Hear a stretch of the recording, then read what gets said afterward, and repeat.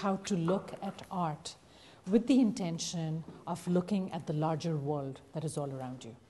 And if you study leadership in a disciplined, focused format, and you study case histories of leaders who have made it in the social context or in the educational context, or military leaders or political leaders, social leaders, whatever, Martin Luther King, whoever you look at, you will know that basically all leaders had the same kind of information available to them. The same kind of information that is available to all of us. And what made them different is the fact that they interpreted that whole set of information very differently so as to come up with different kinds of solution that seemed to work where they were. So it's this kind of out-of-box thinking that I am trying to encourage you all to have with me at the museum. Okay? There are lots of little boxes that all of us have been put into ever since the beginning of time, not only in terms of etiquette, but also in terms of how we see the world, the word imagery, the symbolism of language, and so on and so forth. How do we break free of all of these ideas that we have to look at information in a different way? Okay? How do we perceive differently? How do we interpret information differently?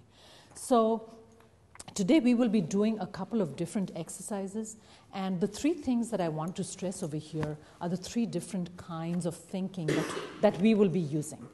The first exercise will force you to see and to look very, very carefully.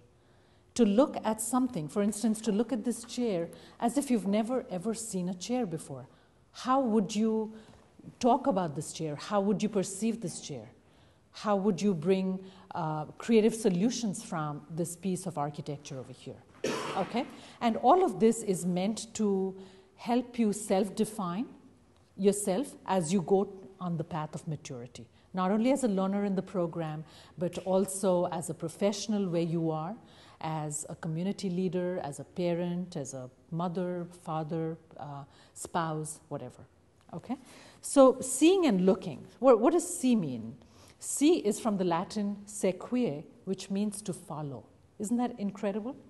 That when you see something, it's actually from the Latin word meaning to follow. Very interesting. So seeing, some of the definitions are to perceive by the eye, to have an experience of, to discover, to form a mental picture of, to understand, and to recognize.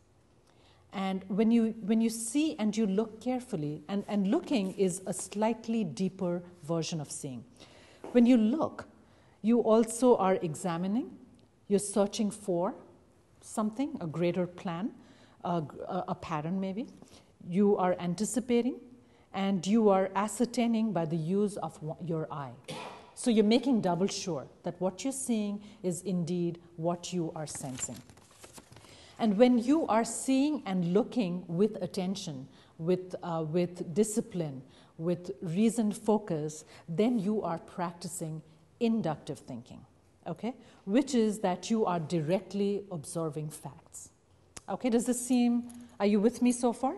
Okay, so for instance, if I ask you, what are you seeing over here?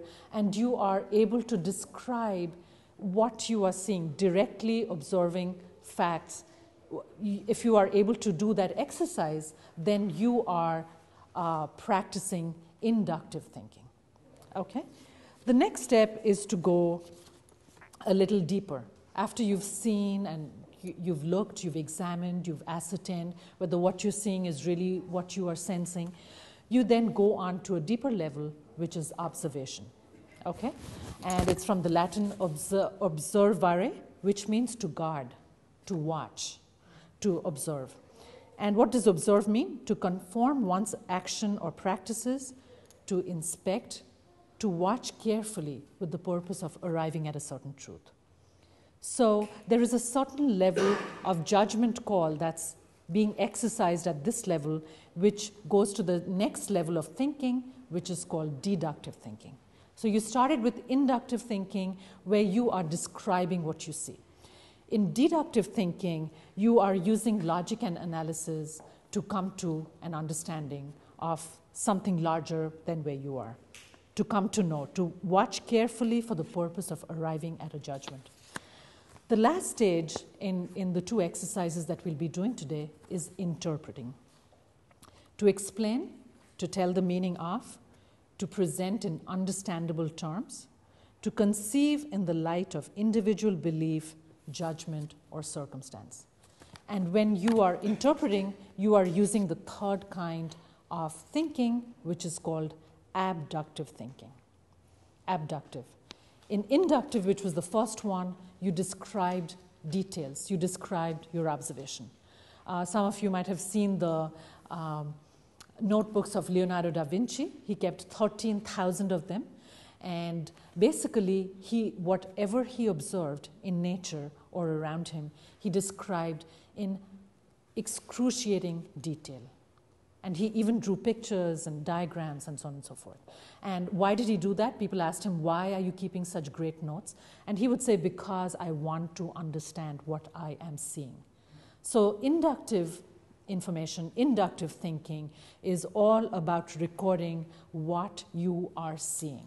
So for instance, taking this to a leadership level, suppose you are in your school or you are at your university or you're a community leader somewhere, what is the problem that you are seeing?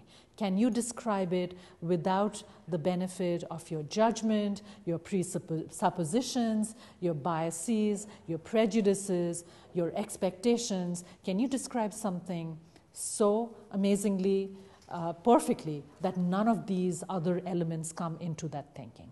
That is inductive thinking. Deductive thinking is when you go from the right to the left brain and you practice logic, you practice analysis, you practice critical thinking, and you come to certain kinds of interpretations. That's deductive. So you're deducing things from the facts available to you. And the third kind then is the interpretation of everything that you have seen so far, which is abductive thinking. And abductive thinking always looks for things that may be possible. That is abductive thinking. You're looking at a futuristic type of situation. What is the ideal job situation for you 3 months from now, 3 years from now? You're looking at an ideal situation. You're brainstorming with the intention of making mistakes. Okay, so when you brainstorm, when you visualize, when you look for this bigger future, as you're creating this larger world for yourself, you know that you will mess up. That is a given on the path of knowledge.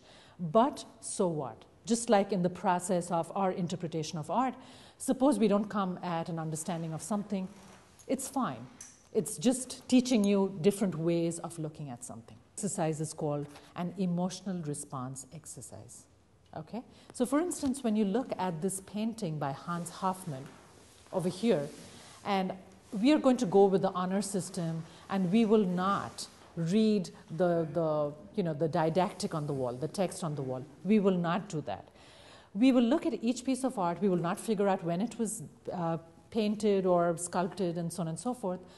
We are going to come up with our innate knowledge using inductive and deductive thinking to figure out what is the artist's message. What are they trying to communicate to us?